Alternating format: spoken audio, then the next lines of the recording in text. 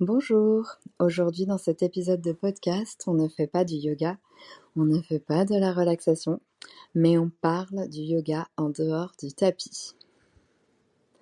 Le yoga, c'est vraiment un mode de vie pour moi. Et je trouve que c'est trop limité de se dire qu'on va faire 1 heure de yoga dans la semaine et qu'on ne va plus du tout y penser tout le reste de la semaine. Parce que le yoga, ça continue en dehors du tapis. Ça continue de plusieurs façons qu'on verra dans plusieurs épisodes. Ça peut être par la respiration, par le mouvement à tout moment de la journée, par des prises de conscience sur plein de choses. Et aujourd'hui, on va parler de l'alimentation. Parce qu'une question qui revient régulièrement, c'est déjà par rapport au cours de yoga, à quel moment on doit manger. Est-ce qu'on doit manger avant? Est-ce qu'on doit manger après? Souvent, on ne sait pas si on doit manger avant ou après le cours de yoga, surtout qu'il y a souvent des cours entre midi et 2. Et donc les gens sont un peu perplexes en se disant « qu'est-ce que je fais? À quel moment je mange avec tout ça ?» La réponse, c'est après. On mange après le yoga. Parce que quand on fait le cours de yoga, on bouge.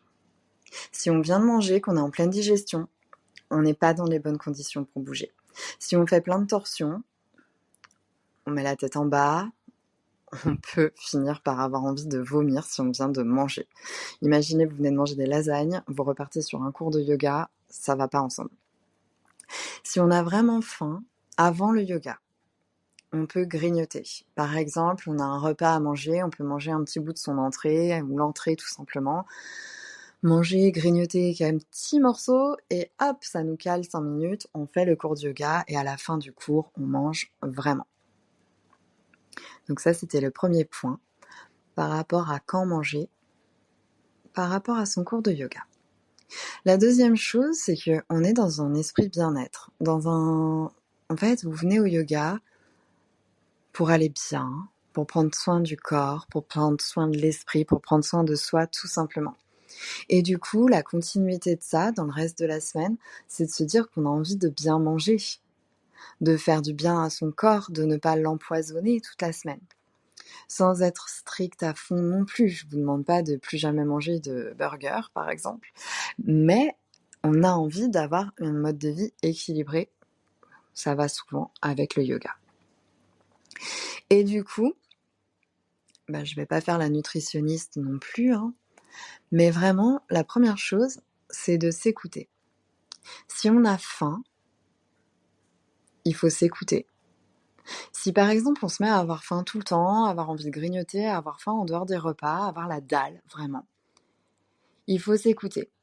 Mais pas dans le sens où d'un coup, ok, j'ai faim, il est 15h, bof, je vais manger des Kinder Bueno et je vais dégommer tout ce qu'il y a dans les placards que j'avais acheté pour mes enfants pour le goûter. Non, pas du tout. Quand je dis qu'il faut s'écouter, c'est qu'en fait, ça veut peut-être dire qu'on est dans une période où le corps a besoin d'un rééquilibrage. On a plusieurs étapes dans notre vie. Quand on est à l'adolescence, on n'a pas les mêmes besoins que quand on est adulte. Quand on est bébé, on n'a pas du tout les mêmes besoins que plus tard. Et du coup, des périodes comme ça, il y en a plusieurs dans la vie, avec la ménopause, avec plein de choses, plein de variations hormonales, surtout chez les femmes, au fur et à mesure de la vie. L'été, l'hiver, les saisons, la fatigue, le stress, ça crée des différences dans nos besoins d'alimentation. Si demain on se met à avoir faim tout le temps, à avoir besoin de manger, c'est qu'il y a besoin d'un rééquilibrage. Ça ne veut pas dire qu'on a besoin de manger des gâteaux ou du cake ou plein de choses. Ça veut peut-être dire qu'il y a un manque de protéines dans notre alimentation. Et dans ces cas-là, il faut voir qu'est-ce qu'on mange. Qu'est-ce qu'on mange dans une semaine? Est-ce qu'on mange beaucoup de viande? Est-ce qu'on mange beaucoup de protéines? Beaucoup de... Vraiment voir un petit peu de fibres, de tout ça. Voir qu'est-ce qu'il y a dans notre alimentation. De quoi notre alimentation est composée. Est-ce qu'on apporte ce qu'il faut à notre corps? On dit que pour un corps humain, il faut, par exemple, pour un corps de 70 kilos, il faut 70 grammes de protéines par jour dans nos repas. Si on les a pas, on peut avoir des fringales, on peut avoir faim. Notre corps va nous demander de la nourriture. Et le plus simple, c'est que on est en dehors des repas, on n'a pas préparé à manger, on a faim. On va faire quoi? On va manger n'importe quoi. Et justement, faut rééquilibrer. Si on est dans une période où on a faim, faut comprendre la raison. Et du coup, il faut réadapter son alimentation de plusieurs façons différentes en fonction du pourquoi. Si on a besoin de plus de protéines, on peut en rajouter de façon différente. On peut rajouter des protéines, pas en mangeant forcément de la viande. Il y a plein d'aliments. Il suffit de regarder sur Internet. Il suffit de regarder, de prendre un bouquin, ou acheter un livre de recettes, quelque chose qui vous permet de rééquilibrer. Il y a plein de comptes Instagram aussi. Si jamais vous avez besoin de conseils de comptes Instagram qui donnent des vraies solutions de nourriture, dites-le moi et je vous enverrai quelques liens. La deuxième chose, c'est de faire attention à son addiction au sucre. Parce que le sucre, c'est bien, on en a besoin. Hein. Je ne dis pas du tout de bannir le sucre de son alimentation.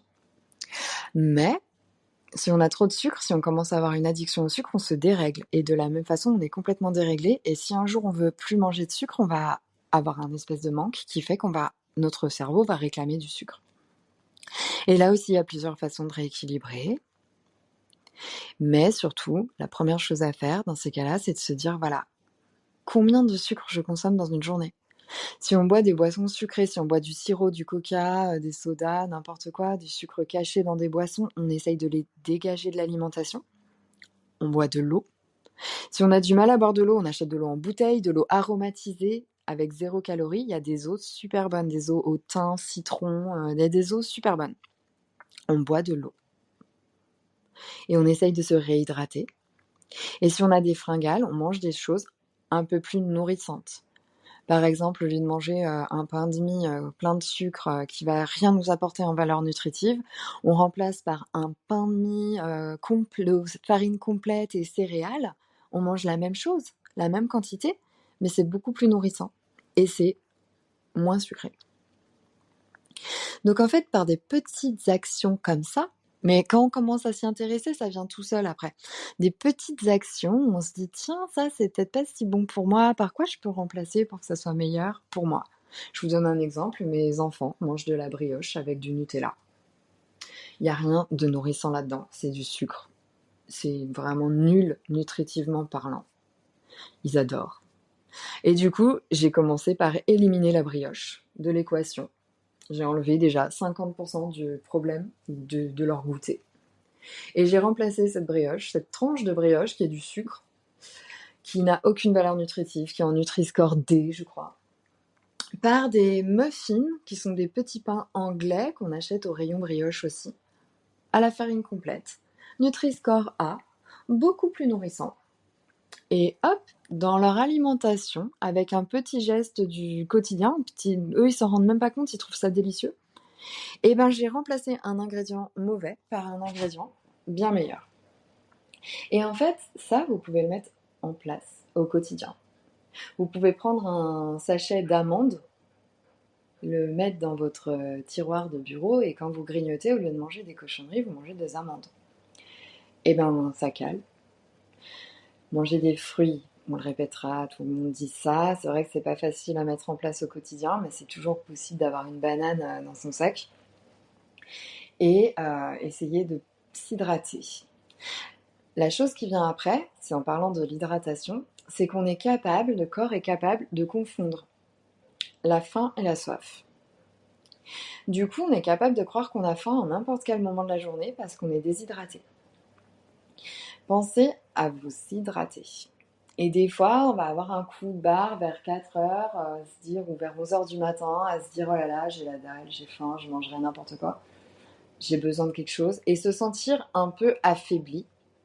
Et bien, c'est le bon moment pour justement manger une poignée d'amandes, un carré de chocolat noir à plus de 70% et un truc hyper hydratant, genre une tisane, un thé, un grand verre d'eau avec une tranche de citron dedans, quelque chose comme ça. Et en fait, le corps, le cerveau, vous aura réclamé de la nourriture, mais il a surtout besoin de boire, surtout besoin de s'hydrater. On n'a pas forcément toujours l'info. On a l'info de l'hydratation, de la déshydratation, on a soif quand c'est trop tard, quand on est déshydraté. Mais du coup, avant d'avoir soif, il faut boire quand même. Et souvent, on va avoir besoin de manger. On a l'impression qu'on a envie de manger parce qu'on a envie de mettre quelque chose dans notre corps, mais c'est souvent qu'on a besoin aussi de boire. Voilà. Donc, tout simplement, en complément du yoga, en conclusion, on essaye de réadapter son alimentation au mieux selon nos besoins. Pas forcément radicalement, on y va par étapes. Des étapes toutes bêtes. Je redonne une étape, par exemple. Si vous adorez le chocolat, comme moi, vous avez envie de manger du chocolat tous les jours, vous arrêtez d'acheter du chocolat blanc, du chocolat au lait, des trucs hyper sucrés. Et vous vous obligez à acheter des tablettes de chocolat minimum 70%. Le chocolat noir a un effet anti-inflammatoire. Il y a des bonnes choses dans le chocolat noir pour notre corps. Il y a quand même du sucre. Mais c'est bien meilleur de manger du chocolat noir à plus de 70% que du chocolat au lait ou des barres Kinder. Il vaut mieux acheter du chocolat noir. C'est un remplace. On a toujours notre chocolat. Mais on a la version bonne pour le corps. Et des petites actions comme ça, on peut se poser la question pour tout ce qu'on mange. Est-ce que c'est pas mieux ça d'une autre version? Et de cette façon, vraiment, on réadapte son alimentation sans tout changer. On continue d'être soi-même, on continue de manger ce qu'on aime, mais de la meilleure façon possible. Et on réadapte au fur et à mesure, par période. Moi, je me rends compte vraiment qu'il y a eu des périodes où j'avais besoin de manger complètement différemment. Et ça, il faut l'écouter. Et pour écouter ça, il faut écouter aussi sa faim. Si on peut se permettre de manger à l'heure où on a faim, si on est en télétravail par exemple, on ne regarde pas forcément l'heure, on ne se dit pas il est midi, il faut que je mange. On mange quand on a faim. On peut attendre 13h, on peut manger à 11h30. On mange quand on a faim. Si on n'a pas faim, on attend un peu et on laisse vraiment les informations du corps, l'estomac, dire au cerveau j'ai faim, c'est bon, on peut manger. Et on ne mange pas parce que c'est l'heure. Et en faisant ça, on écoute le corps. Et ça, c'est complètement dans l'esprit yoga. On écoute son corps, on est en harmonie avec lui et on se dit c'est bon, en fait, là j'ai faim, je vais manger. Et c'est des petites choses au quotidien qui vous reconnectent avec vous-même. Voilà, j'espère que ce message, ce podcast, ce petit épisode vous aura plu, qui vous permet de peut-être prendre conscience de certaines choses du quotidien qu'on peut changer pour continuer d'avoir un peu l'esprit yoga à la maison. Très belle journée à tous, à bientôt.